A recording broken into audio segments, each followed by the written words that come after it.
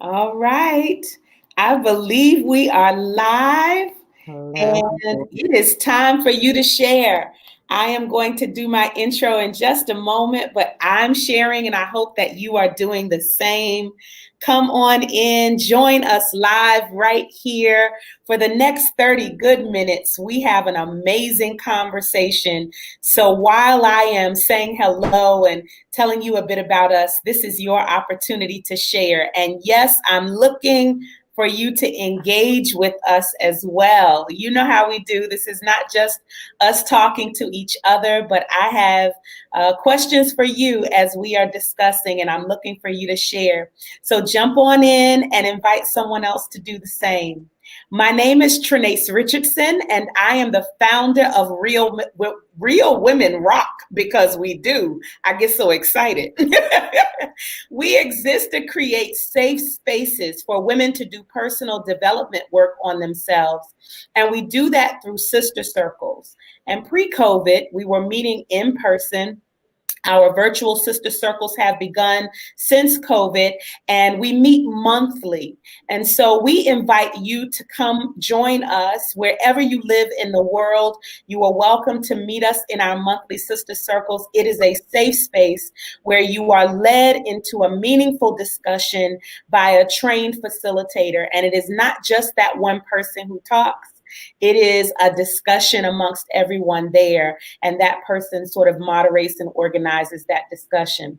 This is heavy because the very next one is Saturday, January 23rd, and the topic is, ouch, is it time for a digital detox? It is. For all, See, we I can know the have a answer whole right now. conversation, Olivia. Okay, so please, we invite you to join us. You can sit back, soak it all in. You don't have to say anything. You can choose to turn your camera off, or you can jump in and engage in the conversation. It's a safe space for you. January 23rd, 11 a.m. Eastern Time. And all of that information can be found at realwomenrock.org. You see that below me, right?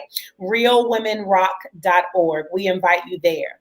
But we are here right now because every Thursday night in 2021, whenever we have a guest, we are giving you a sneak peek into a conversation, a real conversation with real women. And we have had over the years amazing women to come, and tonight is no different. I am elated. I just finished having a whole girlfriend conversation with Olivia. And so I am excited to introduce to some of you and present to others of you Miss Olivia Scott. And she is so many things, a marketing guru, her own company, Emerge Alliances. And she also is a yoga teacher, instructor, has her own yoga practice flow that you can become a part of called Freedom at the Mat.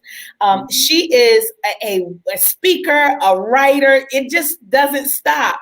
She's written for Essence Magazine. And so I am elated to have this conversation about finding freedom with you. You want to say hello to everybody? Of course, I do. Hello to everybody and hello to you as well. It is an honor and a blessing to be here always. So thank you so much. Thank you. It is a blessing to have you here.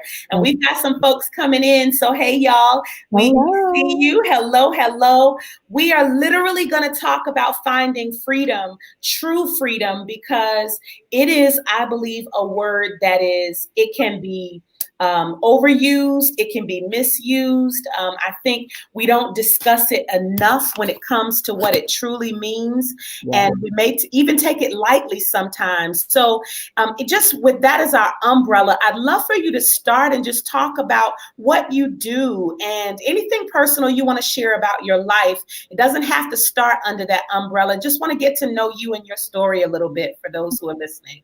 Of course. So again, thank you very much, Dr. Chinace, for the invitation and for everybody who is here tonight. So I am originally from Memphis, Tennessee, born and raised. I left at 17. I went to University of Missouri for undergrad, and I graduated. I had my degree in journalism. The track was advertising. So I went to university because I wanted to be a broadcast journalist, and I placed third in the state of Tennessee under journalism in high school. So that's what I thought I wanted to be. I got to Mizzou And it was all of this like competition on campus where Mm. literally, because people had come from all over the world to go to University of Missouri for journalism. So you'd be at lunch and guys like Charles Pugh and Barrington, these guys, Calvin Hughes, they'd be like, hey, they'd be like, what are you having for lunch right now? Is it good? And I was like, okay, I don't know if I have it in me to be a reporter like that. I was like, I'm not real sure that this is a track for me. So I kind of shifted that track and went to advertising. So I graduated and I moved to Chicago and began working in advertising. And I've been working in advertising ever since. I was in Chicago from 95 to '01 at ad agencies, and I moved to New York City when I just decided intentionally to get out of the advertising agency business and Mhm. shift to the media side. And so I moved to New York, like I said, in 2001, and I was at Live Nation, In Demand Television, Vibe Magazine. Then I was the CMO of Carol's Daughter, and that was when I ended up starting my company in 2009. I originally started my company in 2009. I should mention that when Vibe folded. So Vibe Magazine, we had very abrupt folding overnight. Wow. And that was when I first started on Merge Alliances. But what I realized that first go round was that because I was an accidental entrepreneur, which I Mm. think many of us are during COVID, Mhm. all good. I wasn't set up for longevity. I wasn't set up for scalability. So Yeah. I was pretty vulnerable. Like whatever client came my way, I kind of just took it. There was no real focus for Emerging Alliances from 2009 to 2011. And then Yeah. when I was invited to go in to be a CMO, I thought, okay, well, that would be a good experience. I've been on the agency side, the media side, then I had the opportunity to be on the brand side. So Wow. those were my professional experiences, and I started Mhm. on Merchant Alliances then. Then I restarted it after leaving Carol's Daughter in 2012. So I have been independent now consistently for almost 9 years, but we started in '09. And throughout that journey, I've been a professor at NYU for the past 11 years. And I'm now teaching at Loyola in New Orleans, as well as University of New Orleans. Mhm. And I'm also a yoga teacher. I love yoga, and that's a spiritual side of me. I'm definitely a woman of God, so we definitely connect around that. Yeah. A lot of things, and just wanting to serve. I think that all of the accomplishments are just, my mom, when she raised me, she said, what God gives to you is his gift to you. And Mm. what you do with those gifts is your gift back to him. That's And beautiful. yeah, so I think, and she would always say that. And so I think, I have a lot of opportunities that come and I take them because I can do them and I have the gifts to do them. And I feel like those are my gifts. And a lot of times it's like I just help friends with things and I'm always feeling like I'm stretched to capacity. Mm. But I feel like we're here not just to be money making creatures. I don't like make a dime for everything I do. A lot of times I So feel like good. there's divine compensation around you giving to the world. And then when you need it, it comes back to you. So that's kind of how I live my life. Yeah. Thank you so much for that background. And it helps for so many reasons. First of all, it lets us know that you and I are soul sisters because there's just so much in common. I shared with you, I'm literally taking a moment from my yoga teacher training in order to do this. And so I am in love with how you have integrated it all and chosen, as we talked about a few moments ago before we started recording, just chosen to honor the promptings and the moments that God chooses to move us, And Yes. as you do that, not being afraid of where that takes you. And, or maybe even doing it scared. I was gonna say, you're still afraid. I mean, Right. you know, Wait a and minute. that, yeah, I think when I go through the journey, I'm always careful because I'm never trying to brag. Like my Yeah, intention is never trying, right? The intention is to share my journey because we all have had a journey. Everybody has a journey. right, But as I was sharing with you before, people are like, oh my gosh, you're so successful, you're this. And I'm like, okay, that's, whatever you right, want to say. It depends on how right. you define success, right?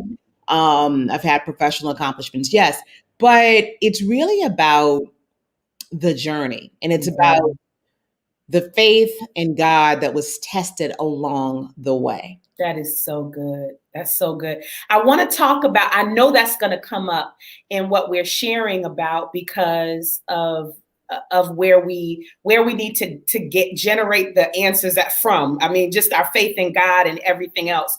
So I would love for you to help us with this topic, because I've already put the question out there, and I've already gotten a great question in response. I asked our audience, do you truly feel free? Do you feel you are truly free? And the immediate answer that came back from one of our Real Women sisters was, free from what? So I thought that was an amazing question. And so the reason why I chose this topic is, one, we're going to get to it. You wrote an article that was amazing for Essence. And I think it's one of the kinds of freedoms that we can talk about. We'll talk about in a moment. But I wanted to start at a baseline and just answer that question for her. What are we talking about when we talk about true freedom? What does true freedom mean and look like to you? And to the audience, I would ask you to just share, in whatever areas you feel you are free. Let's talk about those, share, and where you feel like you're stuck or you wouldn't be able to describe yourself as free. What does that sound like and look like for you? So continue the conversation in the chat. And Olivia, I'd love for you to share what it looks like for you. Freedom for me is living a spirit-led life. Ooh. Okay. So sometimes I feel completely ungrounded because I am just like flying free. I am making decisions from my spirit. And if my spirit says go, then that's what I do. So for me, that's freedom. So it's around everything. If it's a person that I'm dating, how do I feel? How does my spirit feel with that person? If it's a neighborhood that I'm considering living in, and it's literally how I make all of my decisions. How does my spirit feel in that environment? There's sometimes I'm in an environment, I'm around certain energies, and I'm not feeling comfortable. I'm not feeling safe. My energy does not feel free. I feel oppressed. I feel suppressed. There's something around it where I don't feel like I can breathe.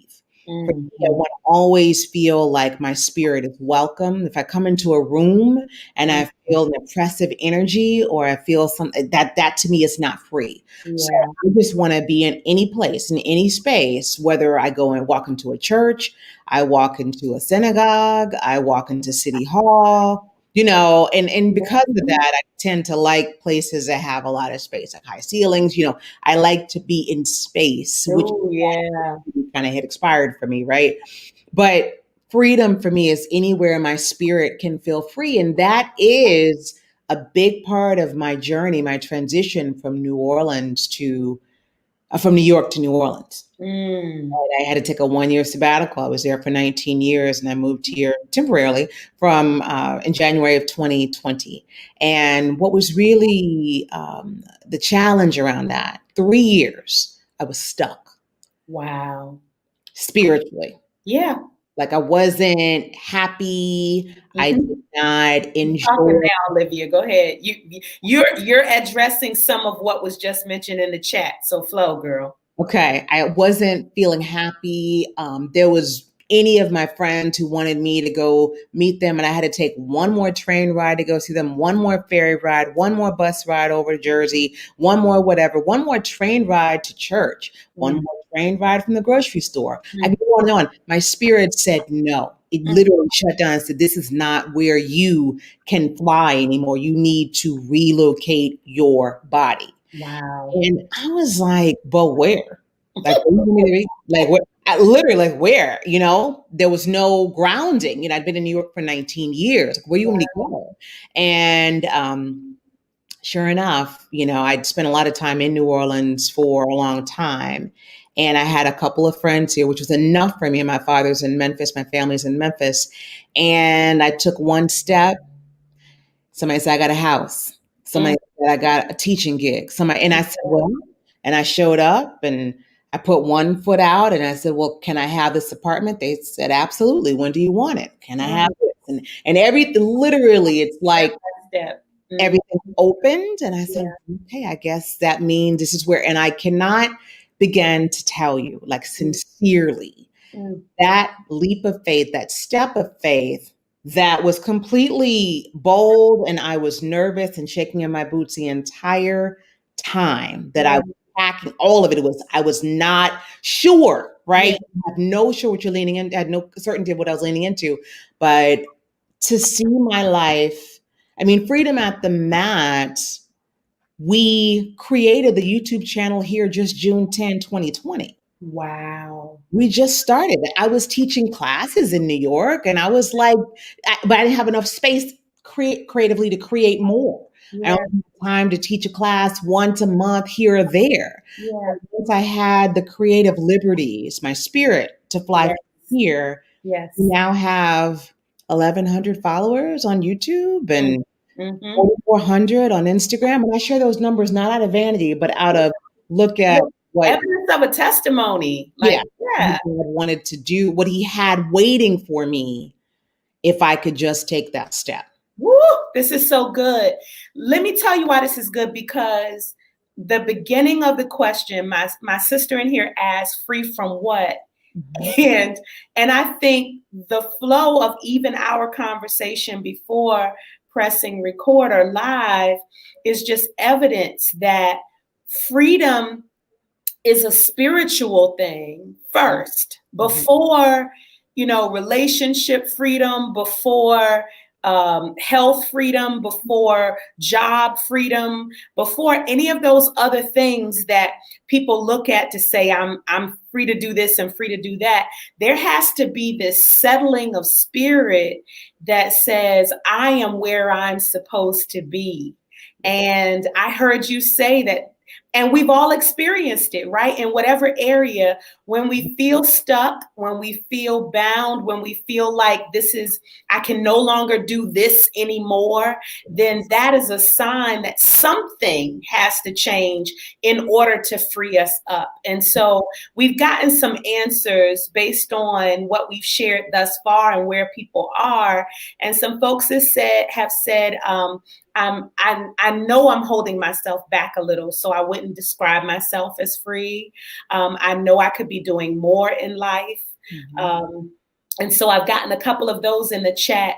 I guess I'm wondering from you, with all that you've chosen to do, and in this space now where you are not only feeling free, but you're ushering other folks into a sense of freedom with the work that you do as a yoga instructor. And I'm looking at a marketing guru, a business owner. There's so much that you do. Mhm. I'm wondering, is now that you're sitting on the other side of it with the evidence, what does freedom feel like as you are experiencing it? Does it feel like, oh, I get to do all the things that I want to do? Or does it feel like I choose, I don't do all of them, I choose? What does freedom look and feel like once you are experiencing it? So we'll know, It's magical. It is Yeah. magical. It is very divine led. There is a constant connection with the divine, Yeah. like morning, mid morning, noon, afternoon, night. Like there's nothing I do without the spirit and the divine connection being like, this is okay to do. And Yeah. everybody may or may not be able to understand that, but that's just kind of, how I Mhm. live my life. I also find that there's a spirit of gratitude Mm. constantly because I'm grateful. I always recognize that everything that I have, my activity of my limbs, my Mhm. activity of my bodily functions, my full faculty of my mind, Yeah. those basic things, my hearing, my ability to speak, I don't take anything for granted. Yeah. I live in just the real spirit of gratitude at all times. And there are definitely a lot of times, sister, where I feel overwhelmed sometimes, quite often. Yeah, say more about that, because I think we would assume that true freedom looks like all good feelings and all joy. And so say something more about that, please. Yeah, because when you're free and you're living your life from a spirit, I'll speak for myself, for me. Mm-hmm. I get out new opportunities every single day. Mm-hmm. And I get to choose. And sometimes I bite off a little bit more than I can chew, Mm-hmm. And so I'm in that process right now Yeah. where I have bitten off a little bit more right now, and I really can't wait till like February. I hear you. Yeah, I'm waiting for February 1st just to get over this month of January because I did in that quiet month of December. Mhm. Can you do this? Can you do this? What about this? What about and it's that first period of Mhm. month where everybody's getting ready for the year, where I might have just accepted too much. Yep. So, I think there's that side of me that is disciplined, and Yes. it takes great effort for this brain to be that way. But I do have that side of me that, and it's also a divine thing. I got to tell you, I'm sure this happened for you too, and Mhm. for many of you all that are watching and listening. I promise you, some mornings God will tell me what to focus on. Yeah. Like, That's good. Olivia, today I need you to finish that like by 9. Mhm. The spirit of that girl finish it. And it'll be something I really don't want to do because, of course, we always gravitate to the things that we would rather do. So I'd rather be creating yoga sequences, Uh-huh. crawling around in my living room creating, asanas. I'd rather be Really? doing that all day, every day, Right. but I can't. I got to stop and grade papers. I have to stop, Yeah. grade, you know what I mean? So you have to balance a lot of that. Yeah. Yeah. This is so good. I love the the yin and yang of it. The while at the very same time, because I really do feel I am in a space of true freedom. And I love the name of your yoga business, Freedom at the Mat, because um as controversial as it is for some, because I come from a Pentecostal church background, and so yoga is woo woo to some and scares some folk and all of that. And so I'm delivered, and I leave them be, and I invite them to pray for me. So, but because of that, I have found such freedom on my mat and in my life. And it was a precursor. It was happening before yoga, but I love what you said, because I believe God prepares us for things and gives us nudges, and the more sensitive we are to the nudges that we're given, and moving in the directions that we feel led inwardly, I believe more awaits us. We get entrusted with more the more we trust God. And so it literally is a step by step. You mentioned that earlier, a step by step process. So I don't have to have all good feelings all day. I can be frustrated with something, or exhausted, or like you said yes to too much, and it left me, with just a little bit. But what I have internally is a freedom to choose, to pivot, to make, to listen to the nudges and adjust and readjust, so that I don't dwell and stay in any place that is not joyful and peaceful. And I think that pivoting and adjusting, it brings us back to a spiritual freedom. I love, love, love.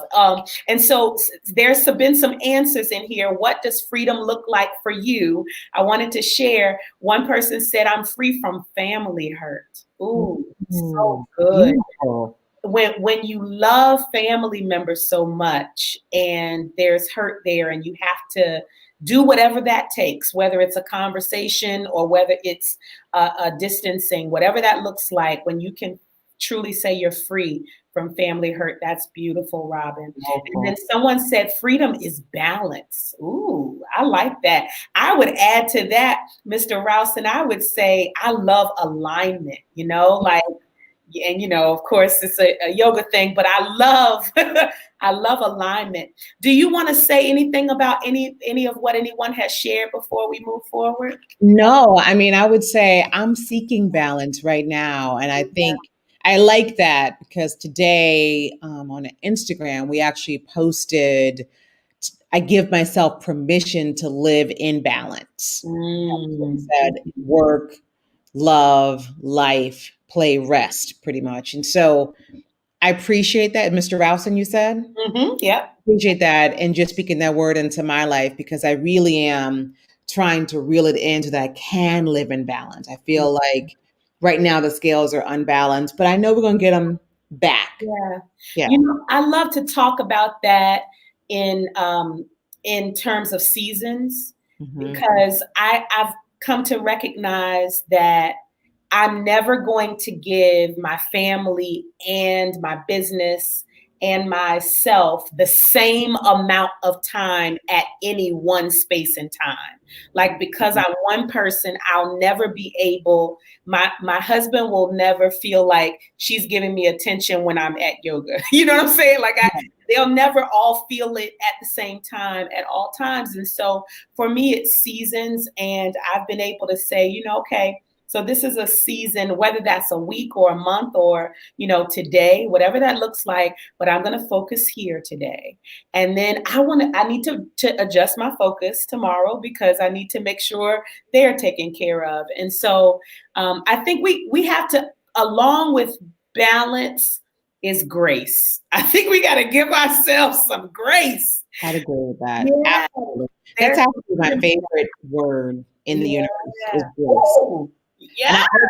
I ask for it. Like I actually just, just how I speak and how I write, I'll ask people professionally, I'll say, thank you for your grace. I made a human mistake. Mm, I thank you for your grace. Or, I'm going to extend some grace on this just because I feel like we're humans transacting in professional lives and with different spirits out there. And I just have to interject certain words that give me peace when I say them. And grace is definitely one of them, Dr. Trinace. that is so good.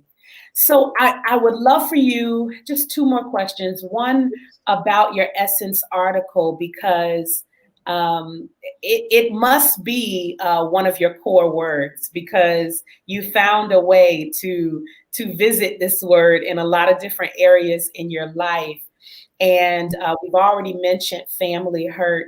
And I believe loss is something that a lot of people experience this day and time in this season. Usually wintertime, you experience more loss anyway. But now with the COVID season, just there's so much grief happening. And you wrote in essence about finding freedom from grief Mm-hmm. and from the loss of your mom. Mm-hmm. And it was such a touching, moving article.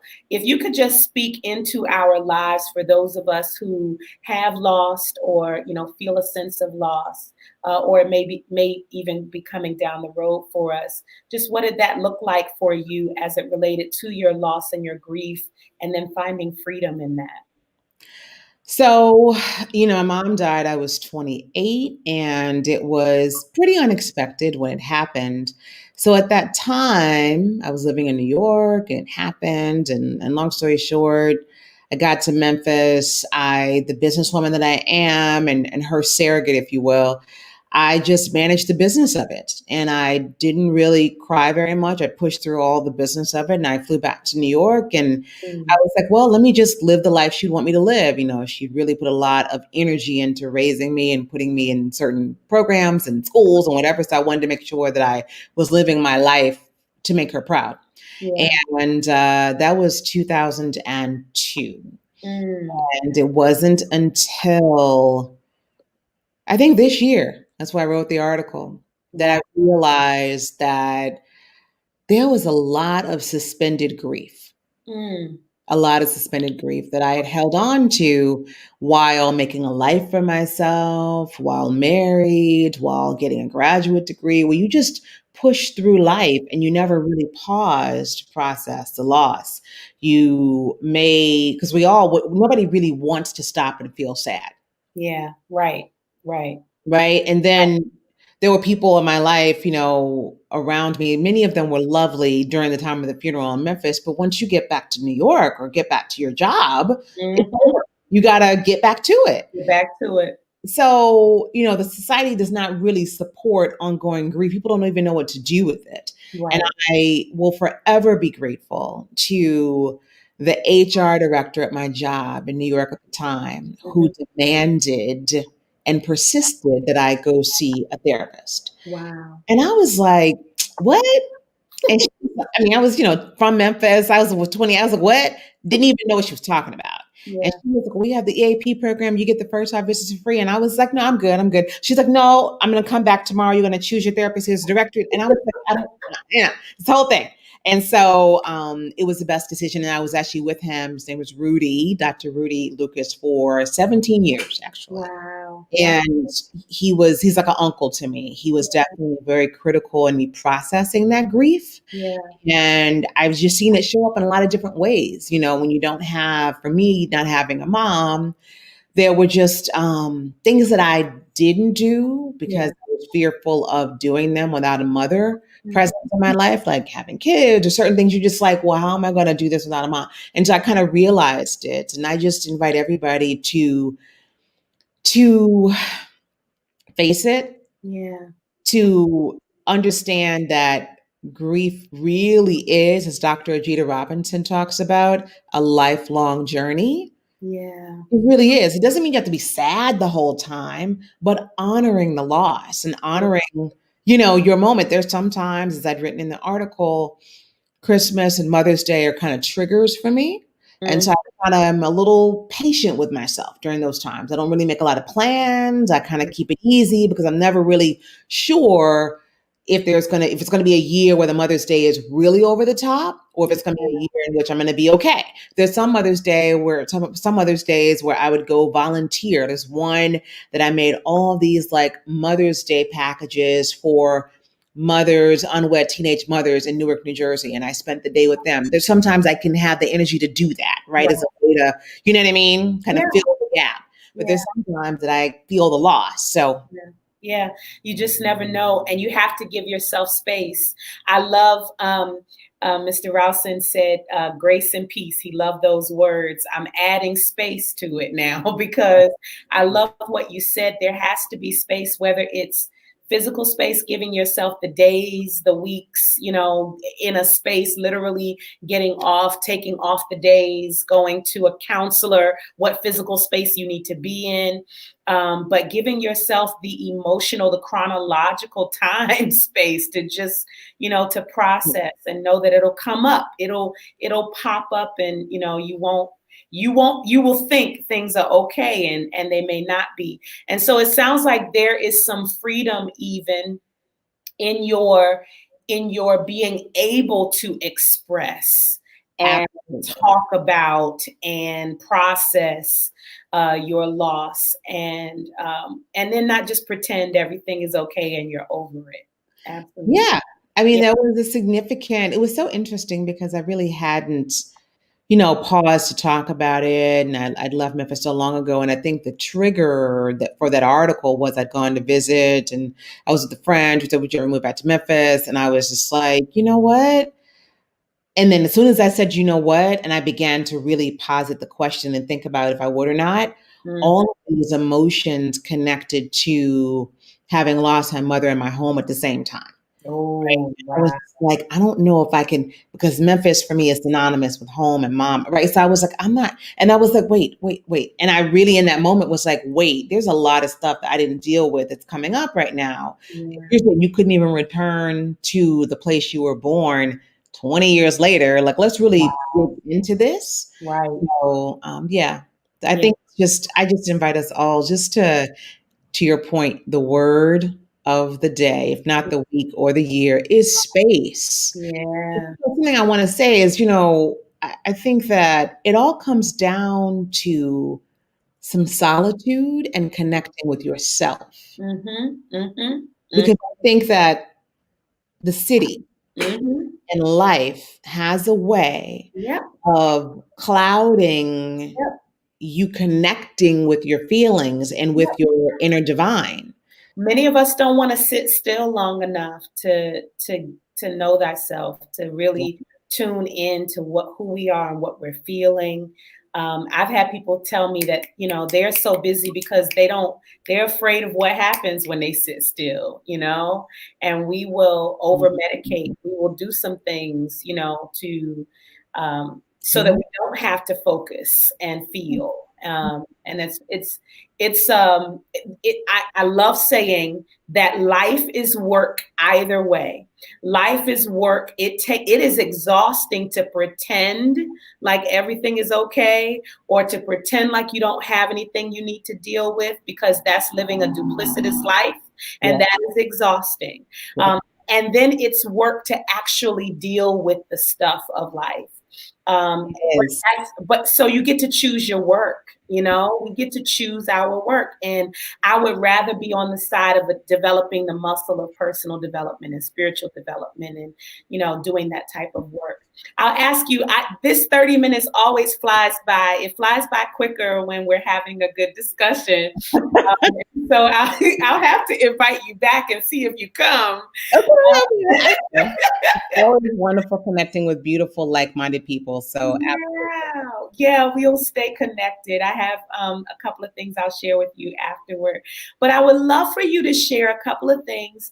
One, of course, is how folks can find you after this, because maybe they need some advice or consultation as it relates to marketing, and you are the guru in that. Or maybe they need to get involved in yoga because they need a mechanism that invites them into freedom and peace and more healthfulness. And so, maybe they want to follow your writing.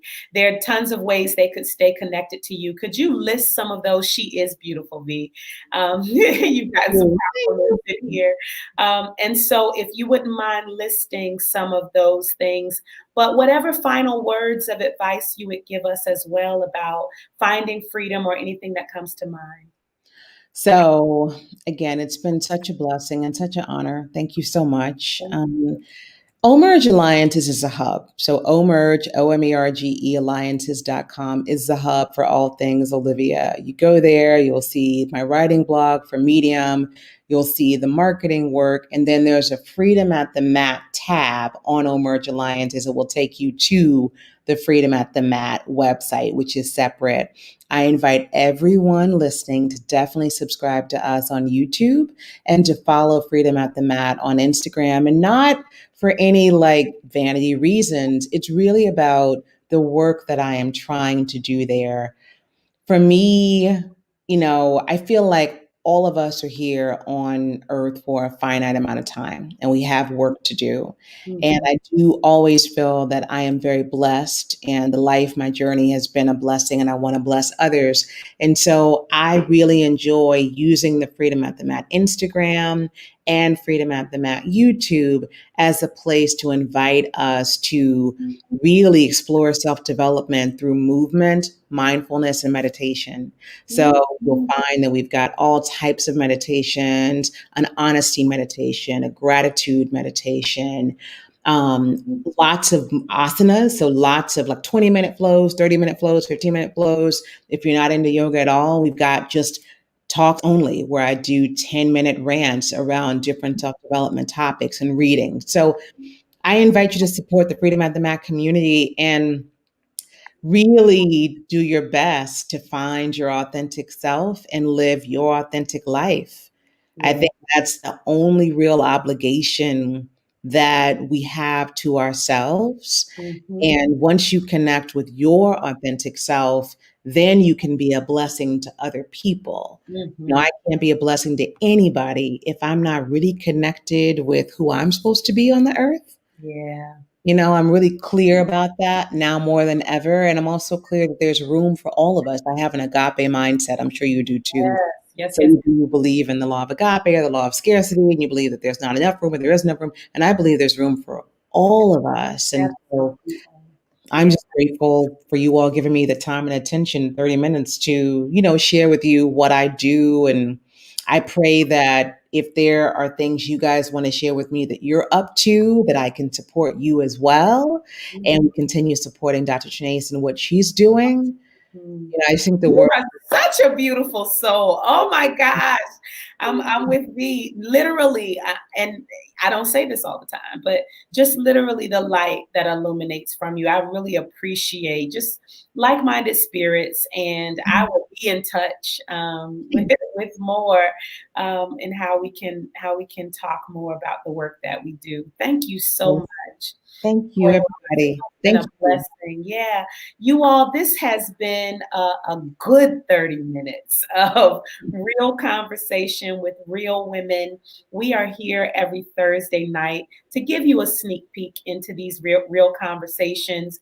We invite you to more. We invite you to more conversation with us, lengthier conversation, more in-depth, interactive conversation. We have our monthly sister circles. They are, depending upon the month, we announce the dates every month. January's is January 23rd, and it's at 11 a.m. Eastern. Our topic is it time for a digital detox? And you know it is. So we just going to go ahead. I'm scared to get into it, but we are. We're going to get into it so that we can talk about it and just talk about what our challenges and what our lessons are from it together. All of that information can be found at realwomenrock.org. Again, realwomenrock.org. And we are a nonprofit 501c3, so you're always invited to sow a seed into the work that we do. Thank you so much, Olivia. You all don't forget to go to emergealliances.com and check out all the beautiful work that Olivia is doing. And we will see you all next week. Thank you, Olivia. All right, no problem. Thank you. God bless everybody. You too. Bye-bye. Okay, bye-bye.